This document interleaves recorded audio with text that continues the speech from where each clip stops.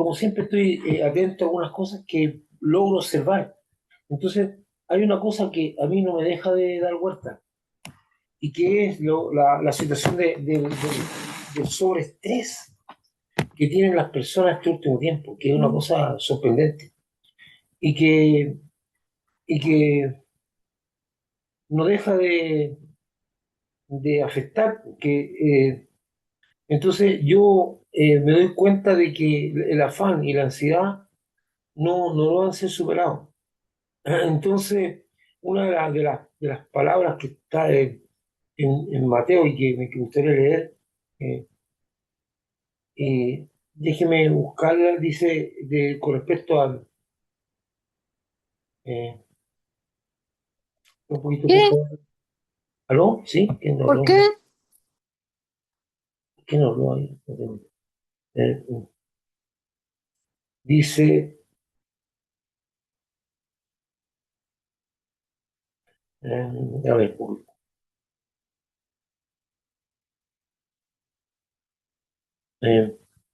minutito, por favor.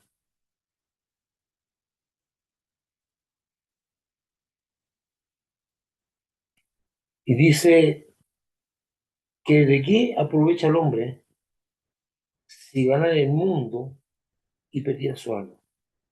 ¿De qué aprovecha el hombre si gana el mundo y perdiera su alma?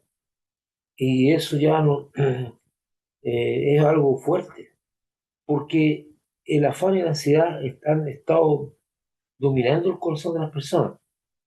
Y es fuerte porque de alguna manera no, no da paz. La- yo veo alrededor de las personas mucha gente con un estrés muy alto, y el estrés está produciendo, en cierto modo, un empeoramiento de la calidad de vida. Entonces, por eso Jesús habla de la afán y ansiedad, dice, si el hombre lograría aumentar un poquito más, por más que se afane, dice, por más que se afane, lograría cambiar su situación física, aumentar un poco más la altura o cambiar algunas condiciones.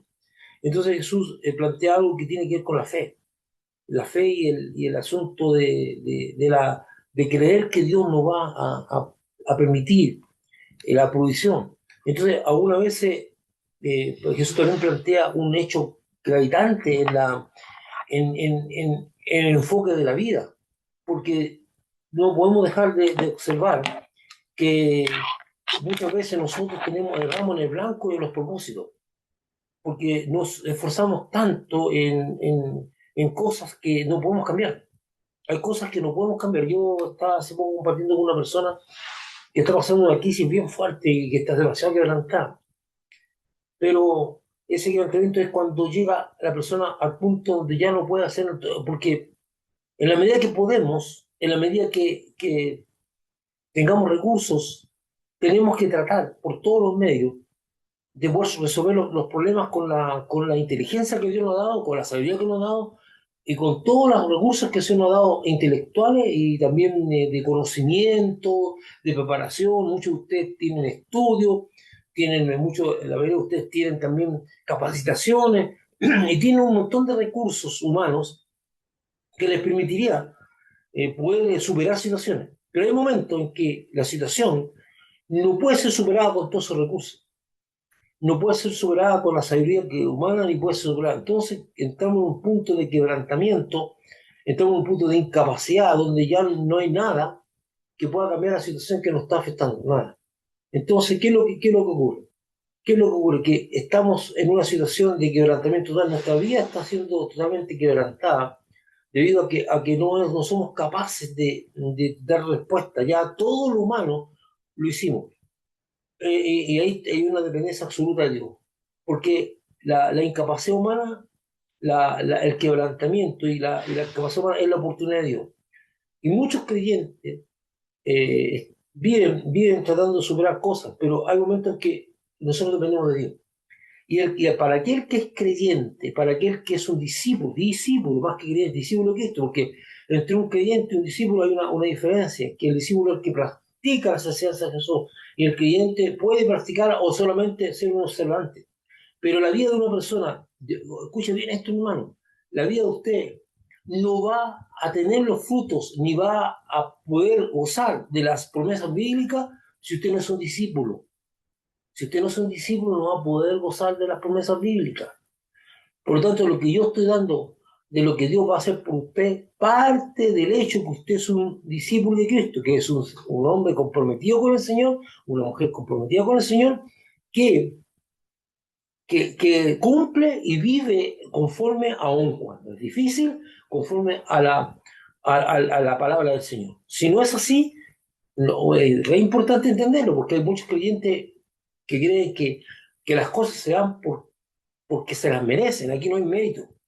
Aquí la Biblia siempre habla de que detrás de una promesa hay condiciones, y las condiciones tienen que ver con la palabra de Dios. Entonces yo cierro ese punto para que tengamos un lenguaje claro, porque hay muchos creyentes que de pronto empiezan como a decirnos, pero pastor, por qué a mí no se me cumple esto y todo? Pero usted empieza a analizar detrás y todas las promesas tienen una condición, ¿verdad? Por ejemplo, cuando dice, honra a tu madre para que te vaya bien y sea de la vida, o sea, hay una honra, hay una condición previa. Ahora, hay gente que también aparentemente le va bien porque le va bien en la vida, pero Dios dice el fin de ellos es terrible. O sea, no nos confundamos, porque para que ir bien no es una cuestión de circunstancias, es una cuestión de vida entera, ¿verdad? No de circunstancias, porque los que dicen, ah, pero hay un montón de gente que no se va a no, todo el mundo tiene circunstancias buenas y circunstancias malas, pero el resultado final es lo que importa. El todo, no es la circunstancia. Bueno, volviendo al punto inicial, de que dice que aprovechará el hombre si ganara el mundo, que es lo que está en Mateo, y perdiera su alma. Esto es muy importante porque Jesús plantea que muchas veces gastamos nuestras fuerzas, nuestras energías, por lo que no es eterno. Por eso, cuando Jesús dice, busca primero el reino de Dios y su perfecta justicia, ¿qué es lo que significa buscar primero el reino de Dios? Centrarnos en lo que es eterno. Y de alguna manera, algunas veces, nuestras energías se desperdician en aquello que no es eterno. Ponemos tanto énfasis en logros, en muchos logros humanos, y nos afanamos de tal manera que perdemos totalmente el control de nuestras vidas por cosas que no. Ahora, ojo, yo no estoy planteando que usted no tiene que tener preocupación o no tiene que tener aspiraciones. ¿Sí? Todos tenemos aspiraciones. ¿Cuándo empieza el afán y la ansiedad? La afán y la ansiedad es cuando las puertas no se están abriendo, cuando las cosas no se están dando. Ahí, cuando nosotros en la búsqueda de lograr algo, nos damos cuenta que las cosas no se están dando y que tratamos de usar todos nuestros esfuerzos humanos para torcer la situación y cambiarla. Y dándonos cuenta que no estamos logrando nada. A eso yo me refiero con afán y ansiedad. A eso me refiero con estrés. A eso me refiero cuando estamos dándonos cuenta que las cosas no están resultando y no estamos acudiendo a Dios. No estamos pensando en Dios, no estamos entendiendo que todas las cosas vienen de Dios. Y la Biblia dice que Dios abre donde nadie puede cerrar y donde cierra donde nadie puede abrir. Por lo tanto, las cosas están controladas por Dios. Y Dios nos manda a movernos, pero hay momentos en que las cosas ya no se están dando. Entonces, cuando hablamos de estrés, cuando hablamos de afán, estamos hablando de cuando queremos torcer la situación. O, en el caso del afán, es cuando invertimos todo nuestro tiempo y nuestros recursos en el logro de alguna cosa, olvidándonos de Dios. Olvidando que Dios está ahí presente. Que Dios es parte, que Dios es parte de nuestra vida y que Él tiene el control de las cosas. Ahora, una de las cosas que los creyentes les cuesta entender, les es difícil de entender, es que cuando nosotros oramos a Dios por algo, no siempre la respuesta va a ser sí, te lo doy, o sí, está bien. Porque Dios sabe que hay momentos en que hay cosas, que por eso tenemos que caminar en línea con Dios y confiando de que las cosas que estamos viendo en nuestra vida son las mejores para nosotros, para el discípulo, que sigue a Jesús. Entonces, hay momentos en que en ciertas cosas las puertas se cierran, porque Dios sabe que no es lo mejor para nosotros, porque nosotros estamos confiando en Él. Algunas veces, con el tiempo después, somos capaces de entender de que si las cosas hubiesen ocurrido como nosotros pretendíamos, no hubiesen desastrado la vida. Y tal vez lo analizamos y, uy, qué bueno que esto no pasó, pero ni siquiera somos capaces de decir gracias a Dios porque me libraste. Entonces, cuando un creyente tiene puesta su vida en las manos de Dios, entiende que hay cosas que a lo mejor anhela en su corazón y que no se dan porque no son buenas para su vida, porque están dentro del control de Dios. Cualquier cosa que ocurre para un creyente o un discípulo del Señor, que de alguna manera este discípulo tiene puesta su vida en la mano del Señor, tiene que confiar plenamente en que las cosas que están ocurriendo en su vida son guiadas por Dios y dirigidas por Dios. Entonces, cuando el Señor plantea, ¿de qué aprovecha el hombre si ganara el mundo y perdiera su alma?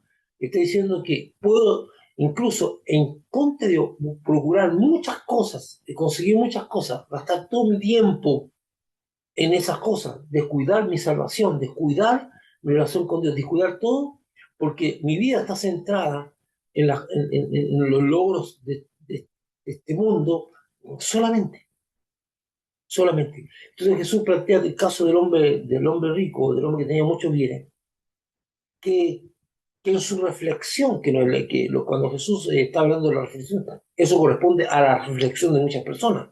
Dice, ¿qué haré? Porque tengo muchos bienes. Bueno, dice, aumentaré mis bienes, agrandaré mi granero, a tal punto que eh, voy a tener un depósito de recursos futuros enorme. Dice, y le diré a mi alma, alma, gózate y ahora dedícate a gozar de lo que tienes. Pero Dios le dice, necio, hoy han venido a buscar tu alma y ¿qué vas a hacer con todo lo que tienes? Entonces, y eso es una pérdida de entender que las cosas, que los bienes que tenemos son un medio, no un fin. Son un medio para poder cumplir el propósito de Dios. Son un medio para ser de bendición. No es un fin. No es el logro de tener la mejor casa y después, porque yo me he dado cuenta, que al ser humano siempre le falta. Bueno, me está entrando más dinero, eh, puedo pagar mis cuentas y todo eso, pero ya quiere ir por cosas mayores, quiere comprar cosas más caras, quiere hacer, entonces le va a faltar dinero. O sea, el ser humano nunca está satisfecho, ¿verdad? Porque siempre le está faltando. O sea, que decir que si yo tuviera más esto, tendría solución a mi vida, eso no es verdad. No es verdad, porque yo lo he visto con mis propios ojos. Entonces, este hombre rico dice, bueno, le diré a mi alma que se goce. Entonces, dice Dios, no va a sacar nada con lo que juntaste. Por eso nunca debemos perder que el foco de nuestra vida, es el Señor. Que el centro de nuestra vida es nuestra relación con Dios. Y que Él, por su promesa, nos va a proveer. Por lo tanto, si yo priorizo mi relación con Dios, con todo lo que eso significa, ¿verdad? Que el tiempo para con Dios, una vida conforme a los principios y a los preceptos y a los mandamientos de Dios, aun cuando el mundo que me rodea se ría y una serie de cosas, no, de lo que yo creo, y yo me mantengo firme. Todo eso lo que significa, y la promesa de Dios que dice que Él va a proveer, ¿verdad? Y también una cosa que normalmente no trato, pero también la Biblia, por ejemplo, habla de que debemos ser fieles en nuestra finanza y para con Dios también, porque dice la Biblia, traer los diezmos al furí y haya alimento en mi casa.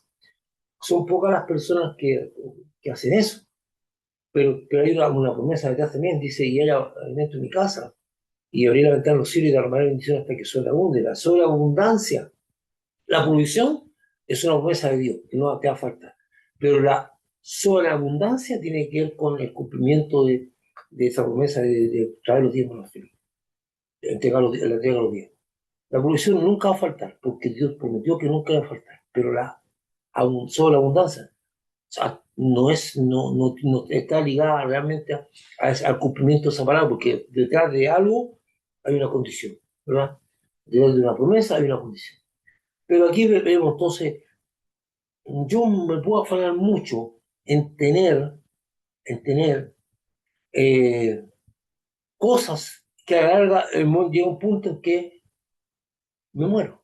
Gasté toda mi vida, gasté mi energía, mis recursos. Acuérdense usted nunca tiene que olvidar, tanto casi la mayoría de ustedes son personas que trabajan, que elaboran.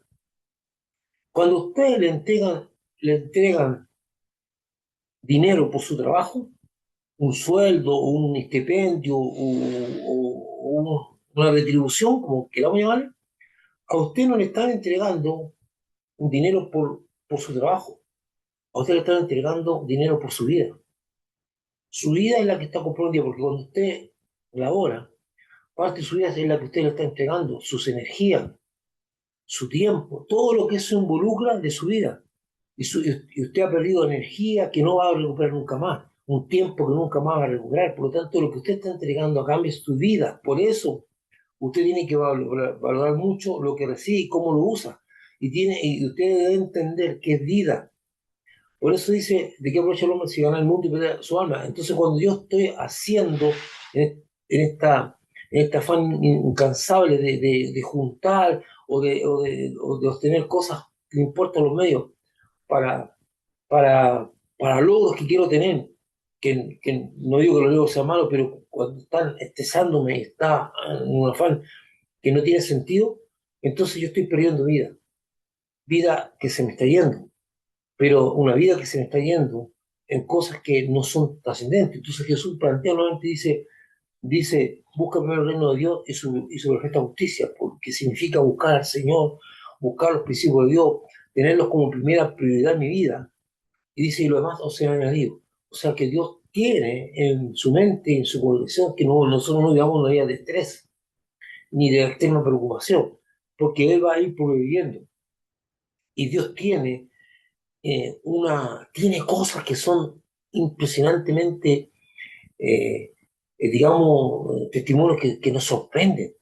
Es como cuando Él hace la multiplicación de los panes y los peces, cuando yo he escuchado testimonios de personas, y algunos de ustedes lo han vivido, que en un momento dado la olla es chica y escasa, sin embargo alimenta muchísimo de personas porque Dios hace una multiplicación, porque tiene ese poder y esa capacidad de hacer que tus recursos se expandan. Y ahí también viene algo que es sorprendente. Algunas veces con mucho dinero tú haces poco y con poco dinero haces mucho, porque la bendición está en Dios, no en el billete ni en el dinero, sino que cuando tú estás cumpliendo los propósitos de Dios. Cuando tú estás metido en Dios, dices, pero es que estoy teniendo tan poco recursos, tan poco está, y ¿por qué hiciste tanto con tan poco? Porque Dios bendijo eso, porque tú estás vibrando conforme a los propósitos de Dios, porque tú estás haciendo las cosas conforme al propósito de Dios. Por eso dice, en esta afán ansiedad, que aprovechar el mundo, si ganar el mundo y perder su alma, está una cosa con la cual yo partí. Un montón de gente estresada. Y qué triste es cuando vemos a creyentes que están colapsados en sus nervios, que viven una vida llena de preocupaciones, porque no tienen una confianza puesta en Dios. Hay cosas que usted no puede cambiar, y hay cosas que solamente dependen de Dios, y hay cosas a las cuales Dios va a permitir y otras cosas que no va a permitir.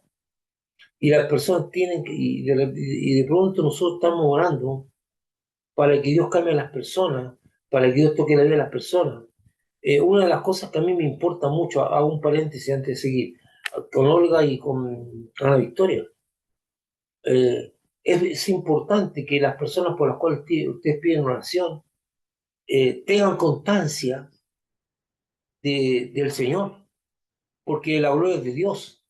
Entonces Dios no va a hacer ni un milagro o no va a hacer ni una cosa donde no conste que fue su mano la que obró. Entonces muchas veces nosotros, por eso yo le digo a la gente, ojalá usted pueda asistir y poner las manos sobre las personas, fuera el apoyo de oración que le estamos dando nosotros.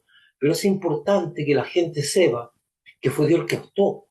Por eso en la Biblia la mayoría de las sanidades y de los milagros están ligados a una acción directa donde Jesús era aclamado y exaltado como el generador del milagro. Incluso, si usted se recuerda, estoy haciendo este paréntesis, del siervo que tenía el centurión, que al centurión le constó que fue Jesús porque dice, no vayas para decir la palabra, pero él sabía. O sea, es importante que muchas veces nosotros hagamos un acto de imponer mano, de ir, de hacer la obra o de hacer constancia, porque nosotros podemos estar haciendo una intercesión, pero en cualquier acto de Dios, Dios va a llevarse la gloria. Y la gente tiene que entender que lo que vivió, lo que pasó, fue obra del Señor. Por último, usted puede pedir a la persona que ponga, que a través porque hay recursos al concepto de llamada telefónica, acérquese a la, al bebé, la mamá ponga su mano y yo voy a estar hablando desde aquí, desde el teléfono, pero tiene que haber una constancia. Nunca olvide eso, Dios no va a obrar si la gloria no es de Él. Entonces, la persona me dice, sanó mi hija, la oración. La oración de nosotros podemos creer porque Dios actúa así, siempre lo hace. Pero la mayoría de usted va a los ejemplos bíblicos y la mayoría de la gente son. Cierro el paréntesis, porque es importante que tenga eso, que eso sea así. Entonces, volviendo a lo anterior, no, los creyentes tienen que entender que mientras su vida esté en sintonía con Dios, Dios nos va a hacer cumplir las promesas. Y la única manera práctica de superar el estrés, superar la presión, la angustia, la depresión, todo eso es la fe. Creer en la palabra de Dios. Cuando Él dice, y todas las cosas serán añadidas, es porque Él lo va a hacer. Porque es eso. Porque dice ganar el mundo no es tu meta. No es obtener, ir y ganar, dice ganar el mundo y pedir su alma, no. Tu meta es Dios mismo, una comunión con Dios, el amar a Dios. Acuérdate que nosotros gastamos un tiempo bastante razonable en el mes de marzo en ver una vida con propósito y nos damos cuenta que el propósito de vida es amar a Dios con todo nuestro corazón, con toda nuestra alma, nuestro ser y a nuestro prójimo como a nosotros mismos. Entonces no podemos olvidar eso. Y lo demás, Dios nos va a proveer para lo que necesitemos y en sintonía con eso. Y no debemos olvidar eso. Por eso digo yo, la fe, creer en Dios. Porque cuando tus recursos se terminaron, tus capacidades ya no dan para más. Cuando tú te das cuenta que no puedes hacer ni una cosa más, pero sigue dándole vuelta, tú te vas a enfermar, te vas a estresar, te vas a sobreestresar, porque te vas a sobreestresar y tu vida se va a poner muy negra. ¿Y qué es lo que lleva el sobreestresamiento a la depresión? Hay que un momento confiar en que Dios va a ir abriendo puertas y lo va a hacer. Y lo va a hacer porque a muchos de ustedes, de los que están aquí, Dios le ha abierto puertas y le ha abierto, se han abierto también canales de bendición. No olvides que cuando las puertas se cierran, cuando una persona tiene, y este último tiempo yo lo vivo muy de cerca, cuando una persona tiene su confianza puesta en Dios, cuando hay algo que no se está dando, nosotros tenemos la confianza de que es Dios el que está interviniendo.